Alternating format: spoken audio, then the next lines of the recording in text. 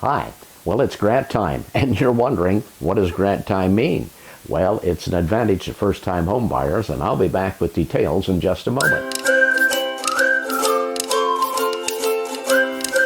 Hi, I'm Errol Wirtz with Landmark Realty, and I mentioned about grant time. Well, what does that mean? It means that on an annual basis in the month of March, the Federal Home Loan Bank gives banks the opportunity to get money to use for grants. The amount of the grant is $7,500, and you can use that grant with conventional loans, rural home development loans, and FHA loans. And the money can be used for down payment. It can be used for closing costs. There are some stipulations. Of course, you have to be a first-time buyer, and if you are a couple, then your combined income cannot exceed $65,000. And you're saying, well, am I a first-time buyer if I owned a home previously? It depends. There are many definitions of a first-time home buyer that have owned a home prior to today, let's say. Some lenders say that if you've not owned a home in the past 3 years, that you qualify as a first-time buyer. And there's other lenders who might say that if you haven't owned a home in the past 6 years, that you'd qualify as a first-time buyer. The neat thing about this grant money is that if you live in the home for 3 years, then you don't have to pay any money back.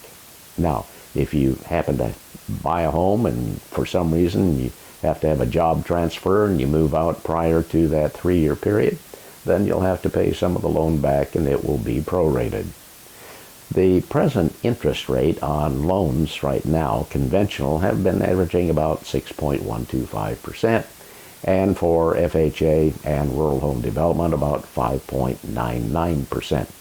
I would encourage you to go with the FHA and the rural home development loans. Well, there's two reasons. One is that compared to the 6.125% interest rate and the 5.99% interest rate, say on a $200,000 loan, you'd save about $208 a year. And if you were there for a number of years, well, that would certainly add up. The other thing is that a conventional loan, you probably have to put 10% down. With an FHA loan, you only need to put 3% down. And some rural home development loans, you don't need to put anything down. So that money can certainly be used to pay your closing costs. There are other programs available at some banks besides the grant program, and you would need to check with your bank and see what they have. They may have something with a buy down the interest rate or help you with the closing costs. Now, I behoove you to, if you are a first-time buyer, that you go get qualified now for that grant, because the amount of money is limited. And once that's gone in March, there will be no more until next year. So if you've been wanting to buy a home and you're a first-time buyer, now's the time to go to your lender and get pre-qualified so that when March comes, you're ready to make an offer on a home.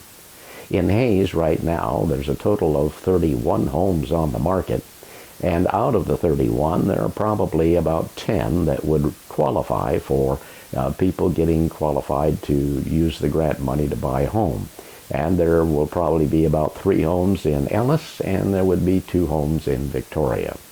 So that's the story, and it's just quite a program.